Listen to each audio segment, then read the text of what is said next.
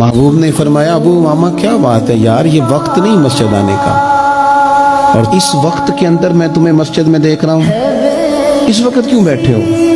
अर्ज करने लगे हुजूर मुझे कर्ज ने परेशान कर दिया, आजमाइश में आ गया, हुजूर क्या करूं? तो नबी करीम ने फरमाया मैं तुम्हें दुआ सिखाता हूँ। हुजूर ने दुआ सिखाई, कहा पढ़ो अल्लाहुम्मा इन्नी अऊज़ु बिका मिनल हम्मी वल हुज़्नी व अऊज़ु बिका मिनल अज्ज़ी वल कसली व अऊज़ु बिका मिनल जुब्नी वल बुख़्ली व अऊज़ु बिका मिन ग़लबतिद दैन व क़हरिर रिजाल।